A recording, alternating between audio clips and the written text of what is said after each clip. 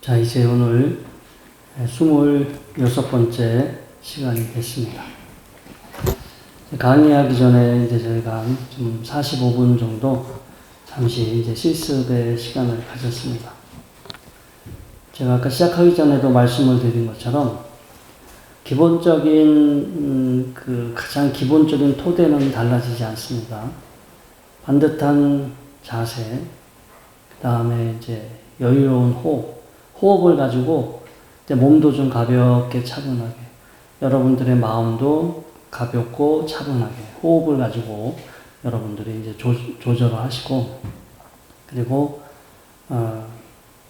전체적인 몸의 어떤 자세, 느낌, 또 내가 어떻게 호흡을 하고 있는지, 또 어떤 그런 현재 지금 이 순간, 이제 현재 순간 실제로 여러분들이 경험하고 있는 내용을 쭉 이렇게 지켜보시는 그런 지금 연습을 하고 있는 단계입니다. 이런 공부를 통해서 이제 여러분들은 기존에는 우리가 불교에서 온이라고 하잖아요. 우리가 어떤 거를 이렇게 보고 듣고 할 때 이제 감각기관으로 신호가 들어오고 감각기관에서 발생한 신호를 뇌에서 인식하고 그거에 대해서 우리가 반응과 의도를 일으키는 수상행 그런 과정이죠. 그런 과정으로 우리는 어떤 세상을 보고 생각하고 판단합니다.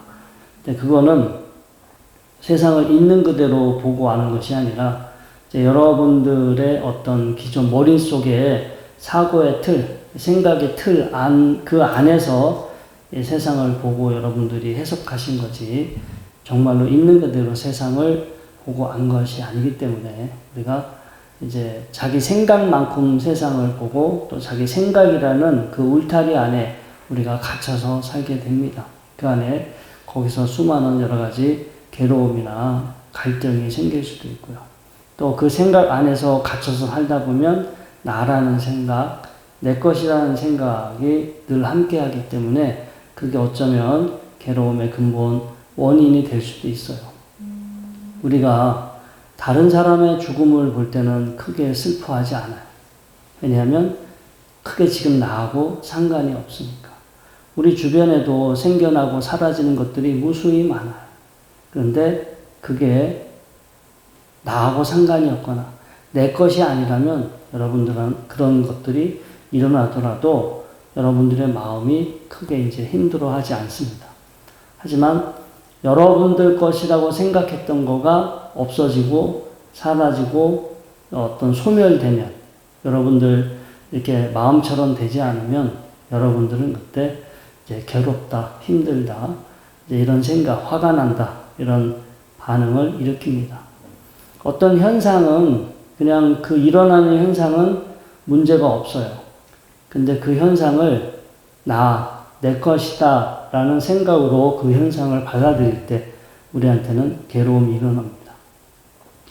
여러분들이 지금 이 시시각각 여러분들의 몸도 늙어가고 있고 곧 언젠가 여러분들도 죽음을 맞이하게 될 거예요.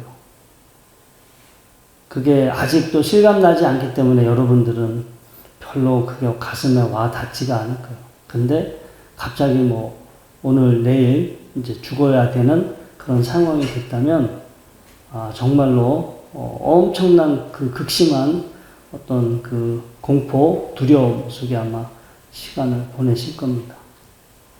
아무튼 자신의 죽음마저도 지금 그거를 이렇게 가까이 그렇게 바라보고 있지 않기 때문에 여러분들은 이제 별로 어쩌면 그 어떤 사실대로 보고 하는 것이 아니라 아직까지 여러분들 어떤 그 꿈속에 있는 거와 마찬가지입니다.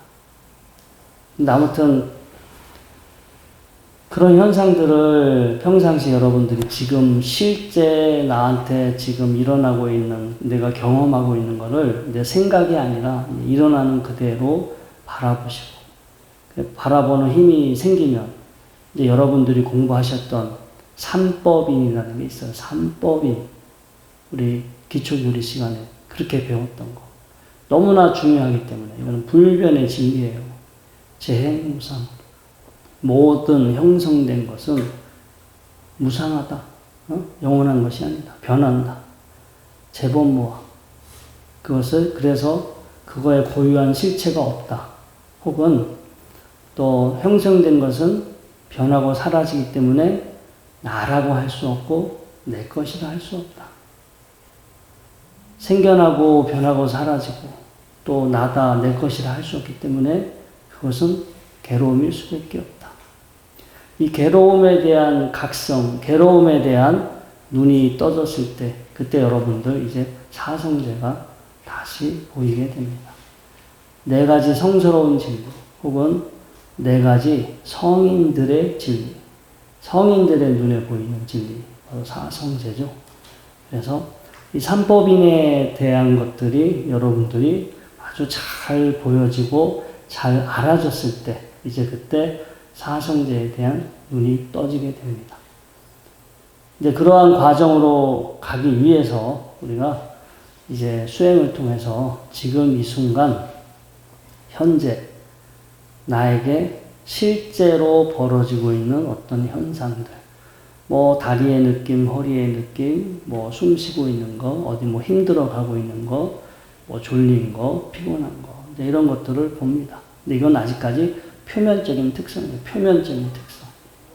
그런 것을 통해서 힘을 키우신 후에 그 다음 이제 삼법인의 어떤 그 삼법인을 보는 그런 방식으로 전환을 하게 됩니다. 삼법인을 이렇게 삼법인의 특성으로 이제 지금 나한테 일어나고 있는 현상들을 바라보게 되면 그때부터 그것을 반야바라밀이라고 해요. 반야바라밀. 우리가 누누이 그렇게 늘 절에서 습관적으로 사용했던 반야바라밀은 지금 이 순간 나한테 내가 경험하고 있는 어떤 현상이 무상한 것이다. 이건 고유한 실체가 있는 것이 아니다. 이건 나도 아니고 내 것이 아니다. 그래서 결국 괴로운 것이다. 이렇게 여러분들이 현재 지금 이 순간 여러분들이 실제적으로 경험하고 있는 현상들을 그렇게 보고 있으면 그때 그것을 반야 바라밀. 반야는 꿰뚫어 봐서 그 특성을 아는 거죠. 그 특성이 어떻구나. 무상한 것이구나.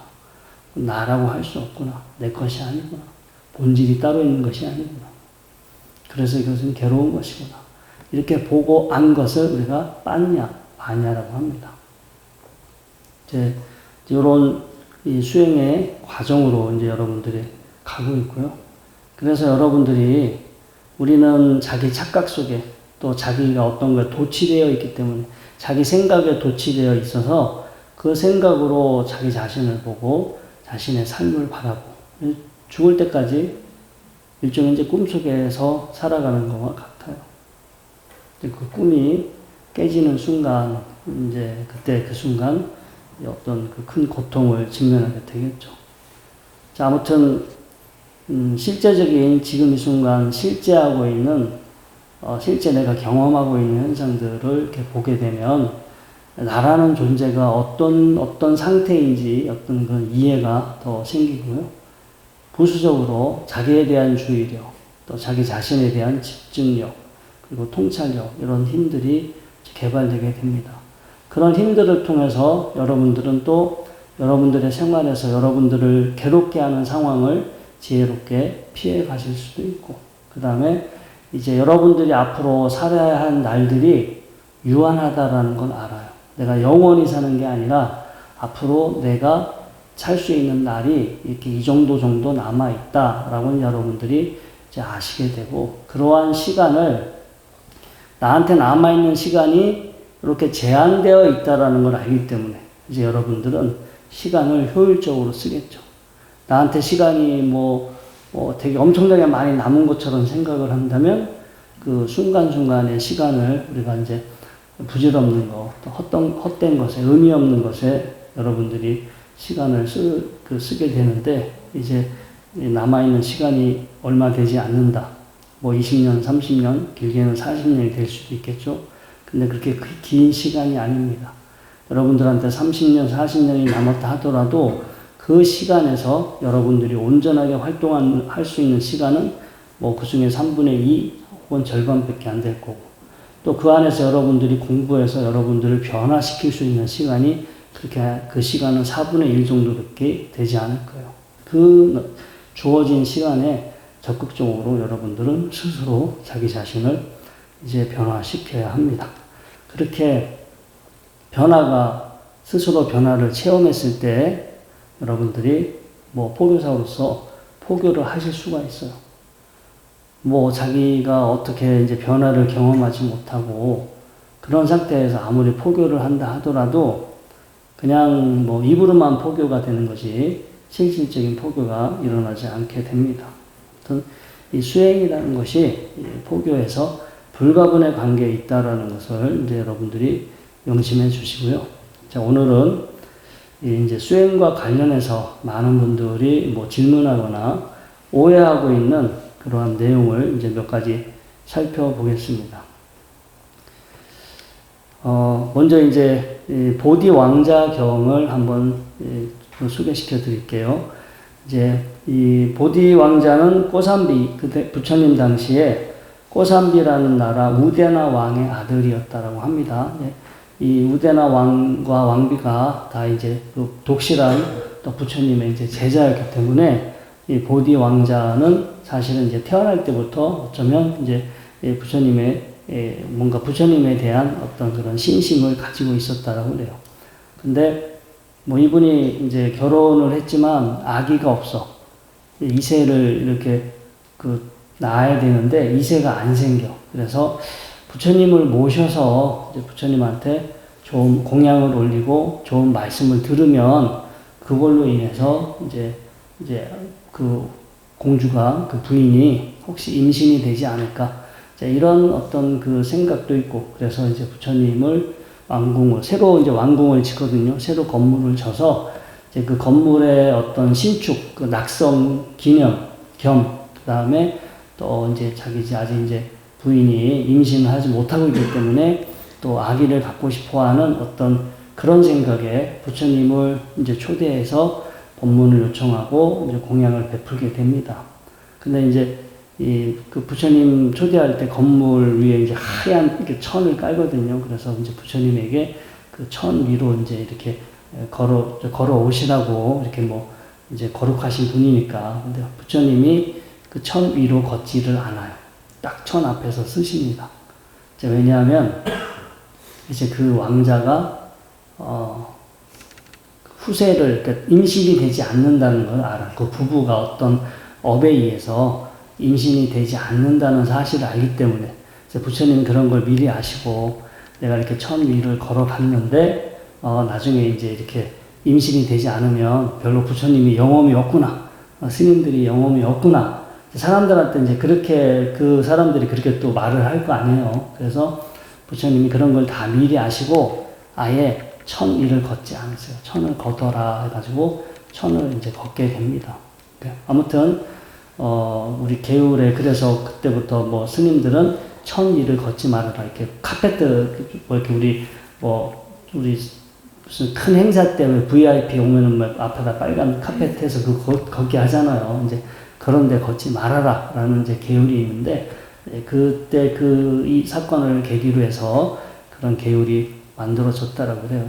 아무튼, 그거는 이제 이렇게 일종의 이제 그 주석서에 나오는 이야기고, 아무튼 부처님께서 이제 초대를 받고 공양을 받으시고 이제 이 법문을 하십니다. 부처님이 이제 처음에 왜 출가를 하게 됐는지, 출가해서 어떻게 수행을 하게 됐는지, 수행해서 어떤 깨달음을 얻었는지, 그 깨달음을 누구에게 전했는지, 그래서 그 사람들이 어떻게 해서 다시 최고의 지혜를 성취하게 됐는지, 이런 전체적인 과정에 대해서 이제 보디 왕자에게 차근차근 설명을 해줘요.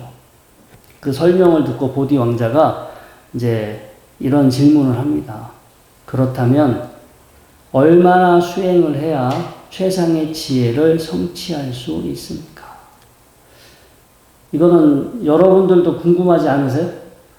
내가 어느 정도 수행을 하면 내가 어느 정도 단계에 이를 수 있을까? 내가 어느 정도 수행을 하면 깨달음을 얻을 수 있을까? 이제 보디 왕자도 그 부처님이 쭉 수행한 과정들, 또 부처님의 제자분들이 이렇게 도를 깨닫는 그런 과정들을 쭉 설명을 듣고 이런 궁금증이 생겼어요. 누구든지 부처님의 제자가 되면 아 저렇게 도를 깨달을 수 있구나. 그런데 어느 정도 닦아야 그렇게 깨달을 수 있는지 궁금해서 이렇게 부처님한테 믿게 됩니다. 이제 그때 이렇게 코끼리, 막대로 코끼리를 이렇게 잘 다루는 이 보디 왕자가 막대로 코끼리를 다루는 거에 대해 능숙했다라고 그래요. 그래서 그거에 대해서 이제 그런 걸 비유를 해서 다시 이제 이렇게 부처님께서 이 설명을 해주게 되는데, 이제 가장 핵심적인 것은 어떤 믿음, 부처님에 대한 믿음, 부처님 가르침에 대한 믿음, 또 부처님 가르침대로 수행해서 최상의 지혜를 깨달은 그런 성인들에 대한 믿음, 어떤 그런 믿음을 가지고 수행할 수 있는 어떤 건강한 몸을 가지고 있고, 정직하고 또 열심히 노력하고, 그 다음에 어떤 현상을 꿰뚫어 보고 이해할 수 있는 통찰 지혜, 이렇게 5가지를 갖추고 있는 사람, 이렇게 나왔죠. 왕자여, 이러한 5가지 요소들을 부족한 비구는 7년 혹은 6년, 4년 쭉 오다가 7달, 6달, 한 달 정도 열애의 지도를 받으면, 혹은 저녁에 가르침을 들으면 다음날 아침, 혹은 아침에 가르침을 들으면 그날 저녁에 특별함을 얻을 수 있다. 그러니까 이렇게 요 5가지 요소를 잘 갖추고 있는 사람은 만약에 부처님한테 지도를 받는다면 최대 7년 정도 수행을 하면 이 최상의 지혜를 성취할 수 있다. 근기가 높은 사람은 하루만이라도 아침에 들으면 저녁에 이렇게 최상의 지혜를 성취할 수 있다. 이제 이런 말씀을 하시게 됩니다. 이런 거 이야기 보면 여러분도 나도 열심히 하면 7년이면 도를 깨달을 수 있구나, 이런 생각을 가지실 수 있어요.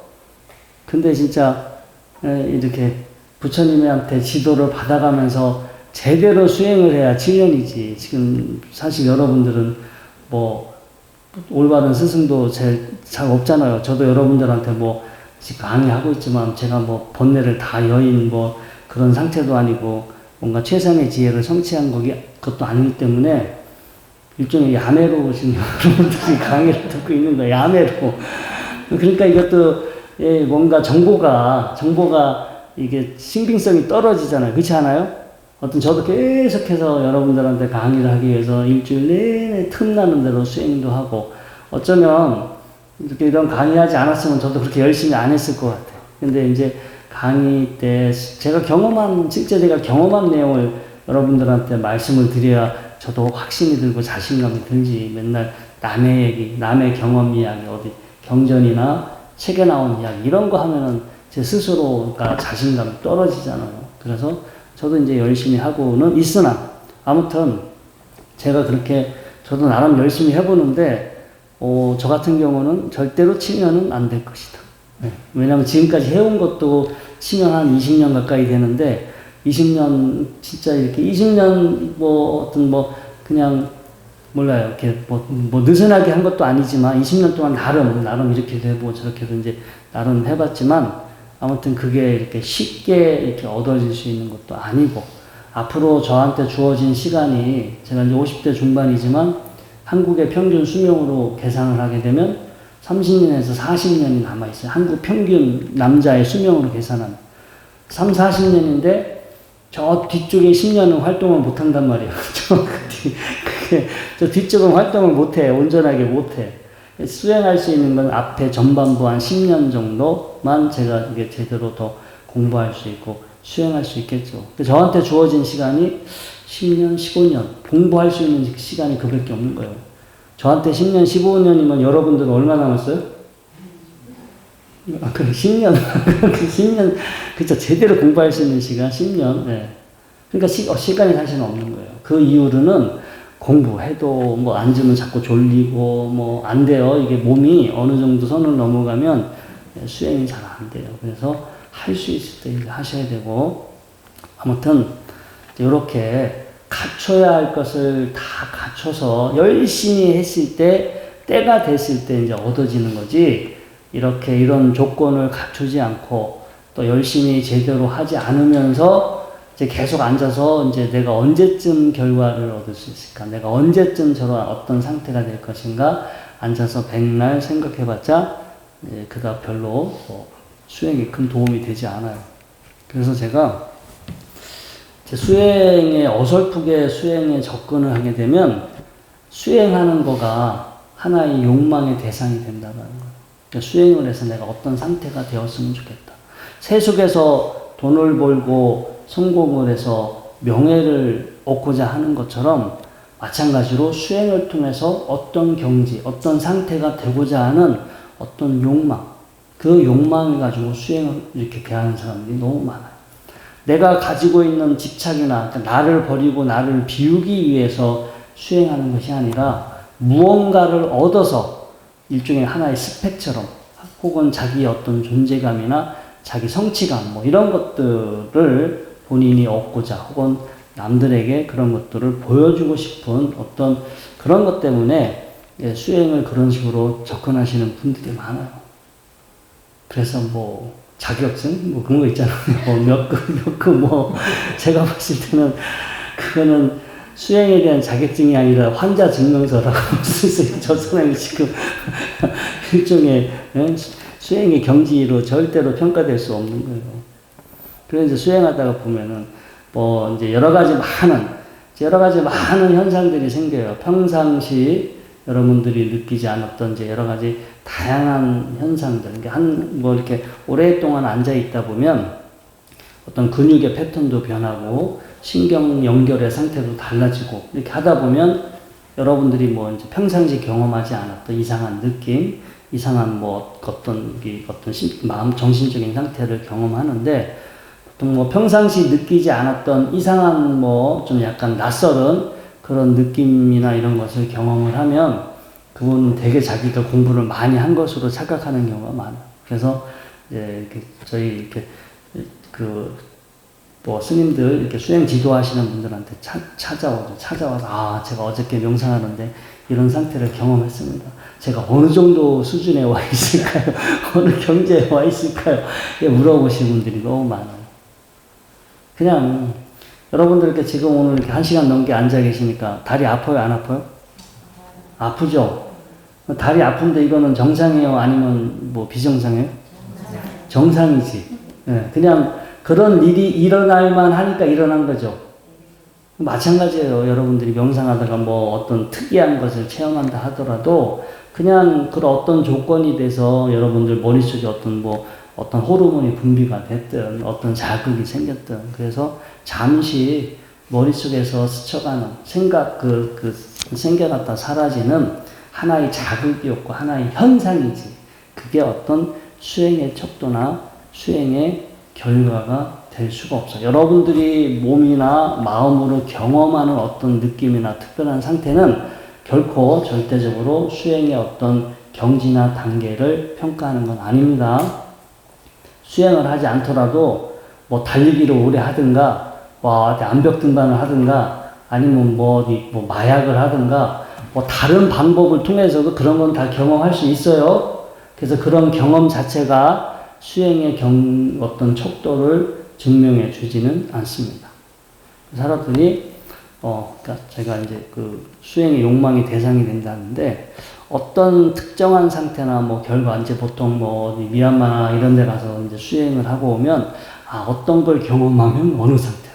또 어떤 상태를 경험하면 어느 상태다. 이제 이렇게 제시하고 있는 센터도 있어요. 그런 걸 보고 진짜 자기의 어떤 탐진치를 줄여가기 위해서 수행을 해야 되는데 거기에서 제시하고 있는 어떤 그 상태가 되려고 거기에 맞춰가지고 저 상태가 되면 어느 정도 단계고 저 상태를 경험하면 수행하지 않고 쉬는 시간에 맨날 모여가지고 그런 얘기 해요. 요런 상태 경험하면 요렇다더라. 또 서로 또 그런 정보를 주고받아서 거기서 또 욕심을 내는 거예요. 내가 빨리 해가지고 내가 며칠 만에 저 상태를 한번 이제 이렇게 경험을 해봐야겠다. 그래서 그런 상태를 억지로 그런 상태를 해보려고 노력하고 또 안 했는데 했다고 우기는 사람도 있고 그런 사람들이 다 있습니다. 아무튼 그래서 이 수행이라는 거가 이제 본질은 자기 자신에 대해서 좀 올바로 하라고 하고 내가 무언가 잘못 알고 있고 착각 속에 빠져서 내가 지금 내 삶이 올바른 길로 이렇게 가고 있지 않기 때문에 나에 대한 올바른 이해, 이걸 통해서 이제 우리를 괴롭게 하는 어떤 괴로움의 원인을 줄여가면서 우리가 이렇게 줄여가기 위해서 수행을 해야지, 무언가를 얻어간다라는 어떤 상태가 되기 위해서 수행을 한다면 정반대로 가는 거예요. 정반대로. 여러분도 이제 수행을 하실 때 꼭 명심하세요. 뭔가 얻으려고. 내가 몇 급이다. 이런 거. 내가 어떤 상태가 되겠다. 뭐 이런 식으로 가면은 정반대로 가는 거예요. 그래서 수행의 척도는 이제 여러분들 우리가 삼독심이라고 하죠. 탐진치. 탐진치가 어느 정도 줄었느냐, 이제 이런 것으로 여러분들이 수행을 평가를 하셔야지. 탐진치가 줄어들면 이제 자기도 편안하고 남들도 그 힘들게 하지 않고, 또 탐진치가 줄어들면 그만큼 더 행복감을 쉽게 느껴요. 탐진치가 커지면 행복감은 무언가에 대한 만족감이에요. 무언가를 만족했을 때 우리가 행복하다라고 하는데, 탐진치가 커진 사람은 그 사람을 만족시켜 주려면 더 힘들어. 남들은 별것도 아닌 거에 만족할 수 있는데, 탐진치가 커진 사람은 진짜 많은 걸 갖다 줘도 사소한 어떤 부족함 트집 잡아가지고 그거에 만족하지 못할 수도 있습니다. 그래서 우리가 이제 수행을 할 때 이제 그냥 그 제너럴, 그러니까 일반적으로 그 사람이 공부를 했느냐 안 했느냐는 탐진치가 줄었느냐, 좀 인격이 좀 더 좋아졌느냐, 수행을 뭐 10년, 20년 했는데 버럭 화내고 뭐 어디 명예나 돈에 그냥 그런데 그냥 되게 예민하게 굴고, 그럼 공부를 제대로 한 거야, 못 한 거야? 못했지. 그러니까 그런 거에 다 드러나는 거예요. 자기가 뭐 내가 어디서 누구한테서 몇 년 했다, 뭐 어디서 몇 년 했다 이렇게 내세우는데 실제 그 사람의 행동이나 생활을 보면 전혀 탐진치가 줄어들지 않고 인격이 일반적인 사람하고 똑같아. 안 한 사람과 별반 차이가 없어. 그러면은 이제 허당이잖아요. 그래서 여러분들이 수행을 하실 때 이제 겉으로 보여지는 어떤 그런 거에 현혹되지 마시고 본질을 보셔야지. 본질. 탐진치가 어느 정도 줄어들었느냐. 여러분들도 내가 공부를 했는데 공부를 하고 나서 나한테 긍정적으로 이렇게 좀 탐진치가 내가 좀 줄어들고 있는지, 아니면 탐진치가 그냥 뭐 예전하고 지금하고 별반 차이가 없는지, 이런 것들 스스로 한번 잘 성찰해 보시고요. 그 다음에 그 정도가 되지 않았다 하더라도 최소한 이렇게 공부를 통해서 내가 내 자신을 지금 이렇게 있는 그대로 지금 이 순간 실제로 경험하고 있는 어떤 현상, 내 생각이 아니라 나의 그 어떤 판단이나 경험이 아니라 현재 지금 이 순간 실제로 경험하고 있는 현상들을 오랫동안 이렇게 힘있게 있는 그대로 볼 수 있는 힘이 어느 정도 개발이 됐느냐. 최소한 이런 것으로 여러분들 이제 공부의 척도를 삼으시기 바랍니다. 또 이제 저희가 이제 언제까지 할지는 모르겠지만 이제 계획은 80강이잖아요. 그럼 저한테 여러분들이 여기서 80강을 다 배웠어. 어디 가서 야 내가 80강 배웠다. 나 이런 사람이야 라고 어디 가서 폼 잡지 마세요. 그냥 그거 폼 잡았는데 남들이 야 너 어디 가서 명상 강의 80강 받은 사람이 왜 이래 이런 소리 들으면 좋겠어요? 안 좋겠어요? 네? 80강을 들은 거하고 여러분들이 공부를 한 거하고 아무 상관이 없어요. 그냥 강의를 들은 거지. 어디 가서 교육을 받았다 해서 그 다음 여러분들이 뭐가 확 달라지는 건 아니에요. 맨 끝에도 있지만 어디 뭐 수행산타, 뭐 어디 가서 내가 어느 수행산타에 가서 뭐 1년을 했다, 2년을 했다. 그런 말에 속지 마세요. 이제 거기 가서 한 달을 했던 뭐 열흘밖에 안 했어도 어떤 사람은 그런 데 가지 않아도 공부하는 사람들은 제대로 공부를 합니다. 자, 그 다음에 또 명상을 하다가 이제 이렇게 명상을 하면서 이제 그 좀 생활도 좀 단순해지고 그 다음에 이제 명상하면서 전반적으로 이제 마음이 편안해지면 이제 그때 착각이 일어나요. 나한테 번뇌가 사라졌구나. 내가 나한테 번뇌가 많이 줄었구나. 만약에 저 같은 경우도요, 뭐 거의 이 하루 중에, 하루 24시간 중에 진짜 뭐 15시간 이상을 이 공간에서 저는 보내요. 이 공간에서 뭐 제 잠자는 숙소에서 오면은 제가 운동하는 시간 말고는 대부분 이 안에 있어. 이 안에 있으면서 정진하거나 책 보거나 글 쓰거나 강의하거나 또 오는 손님들이 이렇게 만나거나 이제 그런 패턴으로 제가 이렇게 살아가는데 그렇게 살고 있으면은 제가 화내고 짜증내는 일이 생길까요? 안 생길까요? 별로 안 생겨요. 아니, 상황이 여기 저한테 공부하러 온 사람이 저한테 화낼 일은 없잖아. 그렇죠. 여기 공부하러 왔으니까 그분한테 뭐 공부를 가지고 서로 대화를 하기 때문에 거기서 뭐 화내거나 짜증내는 일이 없죠. 그러니까 저 같은 경우는 여기에서 생활 그 자체가 크게 저한테 번민을 일으키거나 뭐 욕심을 일으키거나 화를 낼 수 있는 상황이 아니야. 그러면 만약에 뭐 제가 이제 그런 생각을 했어요. 야, 이거 내가 가만히 내 자신을 보니까 요즘 별로 화를 안 내는구나. 요즘 별로 욕심을 안 내는구나. 아, 내가 공부가 많이 된 것 같은데? 이런 생각을 할 수 있을까요? 안 할까요? 할 수 있지.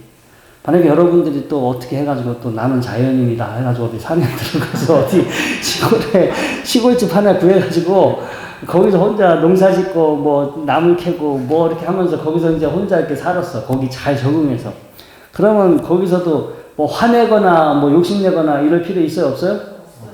그렇게 사니까 공부가 많이 된 거죠. 그게 만약에 공부가 된 걸로 치면 나는 자연인이다 나오는 사람 다 도인돼 있어야 돼. 그런데 어떤 환경이나 상황에 의해서 크게 뭐 마음에 이제 이렇게 거친 번뇌가 일어나지 않을 수도 있는데 그게 마치 번뇌가 다 이렇게 제거된 것처럼 그렇게 착각할 수 있어요. 번뇌는 잠재돼 있어, 잠재. 그래서 때를 만나면 일어나. 지금도 여러분들은 화를 내요, 안 내요? 현재 안 내죠. 그러니까 여기서 지금 공부하면서 화를 지금 안 내고 계시니까 이제 여러분들은 분노하는 거, 화로부터 다 해탈하신 거예요. 맞아요? 틀려요? 맞아요? 그렇죠. 근데 지금 집에 가자마자 거사님 얼굴 보면 어떻게 될 거야? 집에 가자마자 문 열고 집안에 들어갔는데 집안에 막 옷까지 빨래거리 막 이것저것 널려져 있고 그냥 쾌쾌한 냄새나고 하면은 딱 집에 들어간 순간 어떻게 되겠어요? 이 잠재된 번뇌가 이제 일어나겠지. 그래서 제가 이제 법구경에 이제 개송 149번에 이제 그런 내용이 사실은 있어요. 그러니까 어떤 고도로 수행을 해서 이제 어떤 산매를 체득해서 산매에 능숙하게 들어가게 됐어. 산매에 들어가게 되니까 마음이 고요하고 차분한 상태로 쭉 쭉 계속해서 지속적으로 마음이 고요하고 차분한 상태가 이제 됐어. 그러니까 스님들이 뭔가 뭐 부정적인 마음이 일어나지 않으니까 우리한테 번뇌가 다 사라졌구나. 이때 스님들은 부처님한테 가서 점검을 받아야 돼. 그러니까 그 인정을 받아야 돼. 내가 어느 정도 수행인지 부처님이 이제 타심통으로 보고 그거를 이제 증명을 해 주셨잖아요. 그런데 스님들이 단체로 우리가 이제 딱 아라한이 된 것 같다. 이제 그런 착각에 빠져가지고 부처님을 찾아뵀죠. 그래서 부처님이 딱 보니까 번뇌가 전혀 안 빠졌어. 그냥 산매에 들어서 번뇌가 일어나지 않았을 뿐이지 그 잠재적인 번뇌가 빠져나가지 않았어. 그래서 그 스님들한테 뒷산에 시신을 버리는 곳이 우리가 이제 옛날에 인도는 돈 있는 집안은 화장을 하지만 땔감이나 이런 게 비싸니까 돈 없는 사람들은 그냥 동네 뒷산에 그 시신을 버리는 곳이 따로 있으니까 그곳에 시신을 버렸어요. 그냥 자연으로 그런 식으로 돌려보내는 거죠. 와서 새나 동물들이 이제 그 시신을 뜯어먹고. 이제 그런, 이쪽에 지금으로 치면 자연장이에요, 자연장. 그냥 이렇게 놓으면 동물이나 새들이 이제 다 가고 나머지는 썩어서 땅으로 돌아가는 그런 일종의 장례 풍습인데, 이제 거기를 또 관리해주는 사람이 있어요. 이 불가촉 천민 중에 제일 진짜 저 천민 중에서 더 낮은 천민들이 이제 그런 역할을 하는데, 그런 사람들이 이제 시신을 가족 중에 누가 죽으면 시신을 갖다 버리잖아요. 버리면 이제 음식 같은 거 갖다 주고 그때 뭐 주면은 그런 걸 가지고 생활하는 사람들이 있는데 아무튼 그렇게 건너 너머에 시신을 버리는 곳이 있으니까 그곳에 가서 앉아서 명상을 수행을 하고 와라. 그럼 이제 주석서에 보면은 우리가 부정관 수행이라고 하죠. 딱 봐서 이제 자기가 수행의 주제로 삼고 싶은 어떤 시신을 하나 선택해서 그 시신 앞에 딱 앉아가지고 계속해서 그 시신을 보고 나도 죽으면 저와 같은 시신이 될 것이다. 내 몸도 저렇게 저런 시신의 모습으로 될 것이다. 라고 이렇게 반주하면서 시신을 봐요. 근데 이제 그게 낮에는 좀 괜찮은데 이제 밤이 되면 문제겠지. 그렇잖아요. 밤새워서도 수행을 해야 되니까. 근데 이 스님들이 하룻밤도 못 넘기고 다 도망나와. 그렇잖아요. 근데 그 시신은 낮에 보는 것도 역겹고, 예? 그게 온전한 시신도 아니고 막 썩어서 냄새나고 구더기 바글바글하고 뭐 이런 거. 저도 그런 인도 가서 시신 봤거든요. 길거리 노숙자가 죽었는데 시신을 이렇게 누가 아무도 저기 하지 않아서 여기저기 구멍 뚫려서 뭐 구더기가 문 바깥으로 나오게 거의 썩기 시작하는 시신을 한번 이렇게 본 적이 있는데. 아무튼 그런 거 보면은 아주 진절머리가 나죠. 그래서 혐오감, 공포감, 역겨움, 이런 것들이 일어나서 결국 이 스님들이 수행을 못하고 다시 이제 돌아오게 됩니다. 결국 번뇌가 다 떨어져 나간 줄 알았는데, 이제 번뇌가 이제 하나도 사실은 그대로 있는 거죠. 이 일을 계기로 해서 부처님한테 다시 수행 주제를 받고, 다시 또 수행을 해서 이 스님들은 훗날 다시 아라한이 되었다라고 합니다. 그래서 이제 이 개송이 우리한테 이제 주는 교훈은 번뇌가 잠재되어 있는데 지금 일어나지 않았다고 해서 마치 나한테 번뇌가 사라진 것으로 그렇게 착각하고 있으면 안 된다라는 거. 특히 또 수행을 오래 하다 보면은 몸과 마음이 이렇게 편안해집니다. 또 특별히 괴롭지도 않고 어디 아프지도 않고 정신적으로도 늘 뭔가 이렇게 재밌고 즐겁고 정신적으로도 편안하고 몸도 이렇게 편안해. 그러면 내가 공부를 해서 내 업이 닦이고 내가 드디어 번뇌가 줄어가는구나 이렇게 생각할 수도 있는데 하나의 조건적인 현상이에요. 내가 이제 여러분들이 운동을 많이 하거나 또 음식을 잘 먹거나 음식만 여러분들이 잘 먹어도 몸이 편안해질 수 있고 운동만 적당히 잘해도 여러분들의 몸이 편안해질 수 있고 어떤 조건적으로 일어난 현상이지 번뇌나 이런 것들이 떨어져 나간 거하고는 상관이 없다라는 겁니다. 그래서 그래서 수행이라는 거가 나한테 이제 어떤 일어나는 현상이나 이런 거에 너무 여러분들이 거기에 매몰되지 마시고, 나의 나의 습관이 어떻게 변해가고 있는지, 또 내가 세상을 보고 아는 방식이 어떻게 달라지고 있는지, 이런 것을 지속적으로 여러분들이 잘 주의를 기울여서 그런 걸 따져봐야지, 뭐가 어떤 상태가 됐다, 내가 뭘 느꼈다, 이런 거는 이렇게 옆길로 빠지는 길입니다. 그런 거에 너무 의미 부여하시거나 그런 것을 목적으로 수행을 하시면 안 돼요. 내가 여러분들의 습관이 정말로 나의 습관이 달라져 가고 있는지, 내가 세상을 보고 아는 것을 부처님이 하라는 대로 이렇게 지금 이렇게 이 순간 실제로 일어나고 있는 것을 삼법인의 눈으로 보고 있는지, 그냥 내 생각으로 보고 있는지, 이런 걸 여러분들이 잘 따져보셔야 돼요. 또 하나가 일단 자세나 이런 것들이 불완전하고 튼튼하지 않으면 강한 정신력, 지구력으로 이어지지 않아요. 수행을 할 때 여러분들은 여기서 이제 전체적으로 1시간 반 정도 어쩌면 공부를 하고 하시잖아요.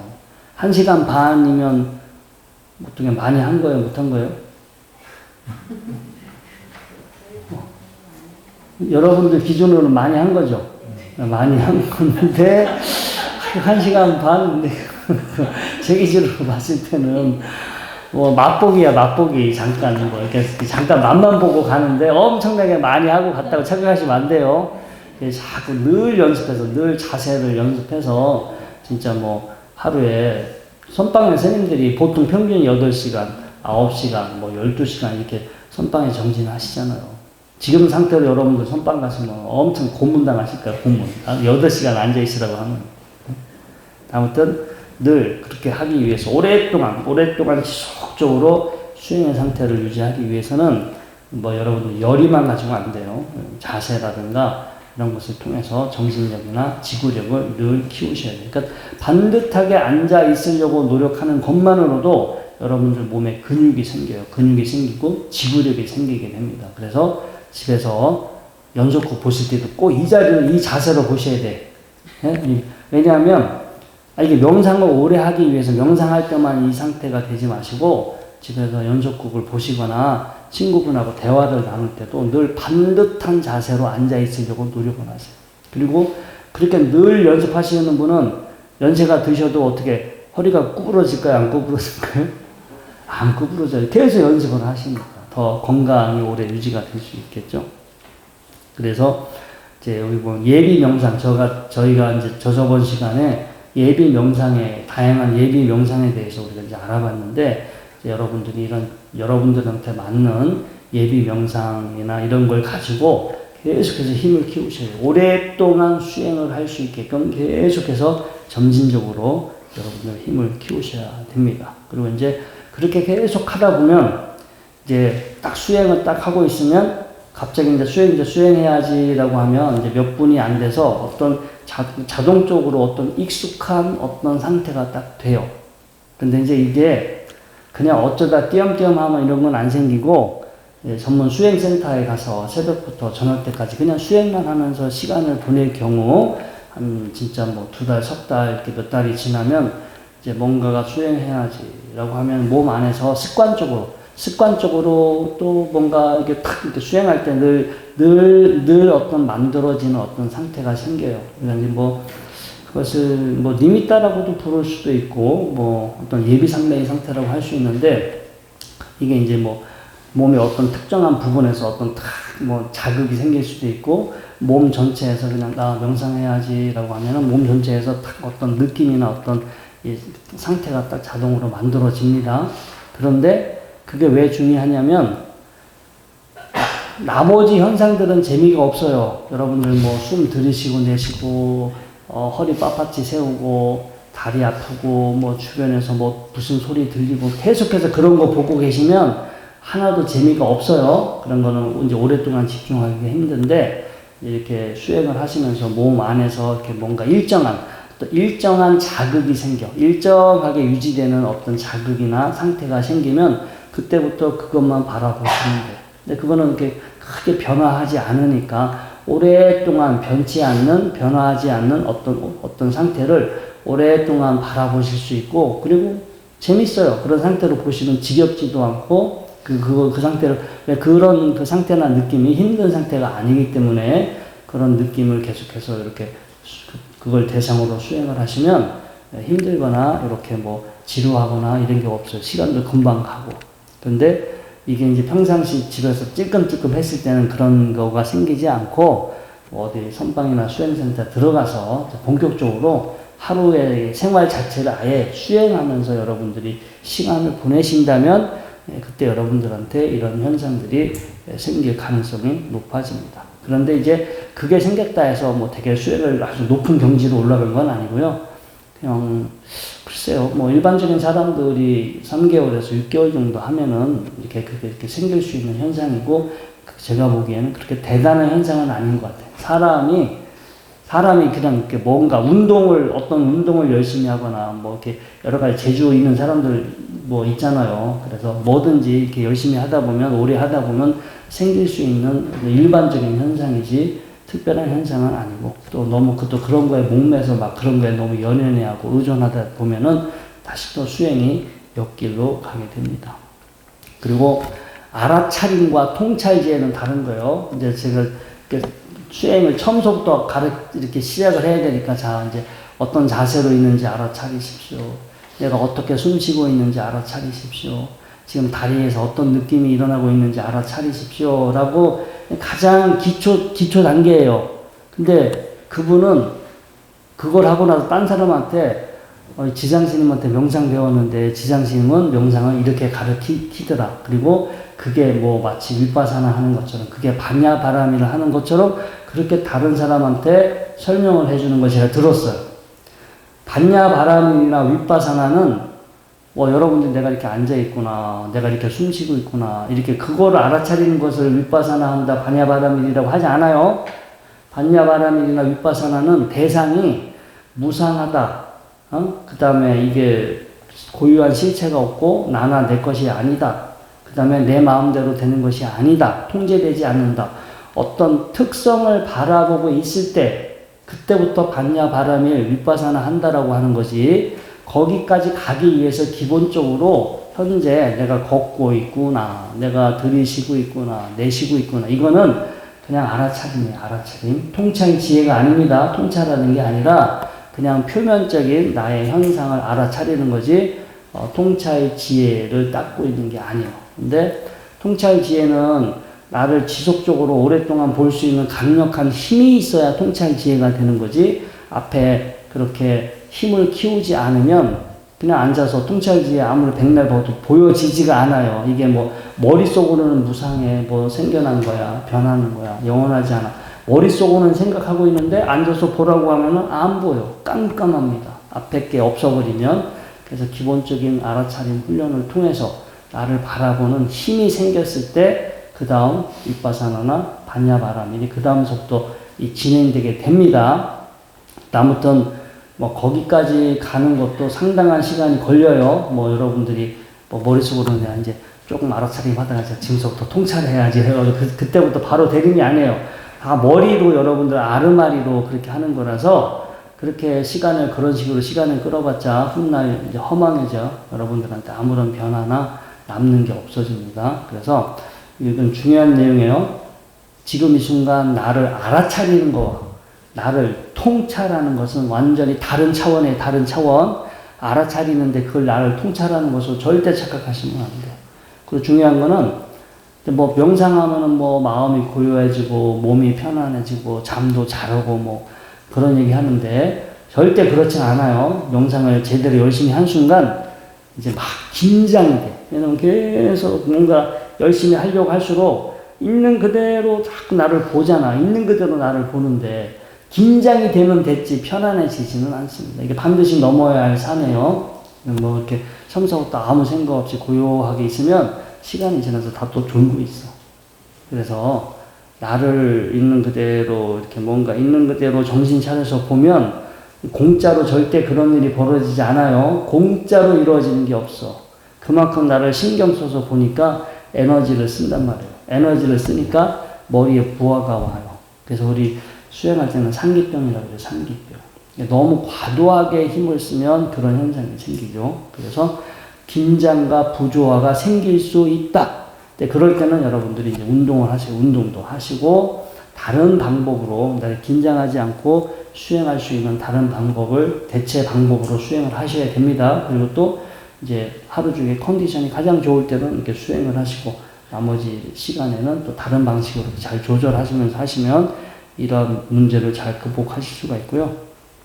그래서 습관화되고 힘이 빠지는 단계에 이르기 전까지는 불편하고 불만족스러운 어떤 느낌, 습관, 충동적 상태가 더 드러납니다. 평상시는 모르지만 공부를 할수록 더 여러분들을 힘들게 하고 불편하게 했던 여러 가지 습관적인 상태가 드러나서 오히려 수행할 때 더 힘들어질 수도 있는데 물러나지 말고 그 상태를 직면하셔야 돼요. 수행을 했는데 왜 나한테 왜 내가 더 힘들어질까 이런 그 생각하지 마시고 지극히 자연스러운 현상입니다. 그리고 이 변화를 실감하기까지는 아주 오랜 시간이 소요됩니다.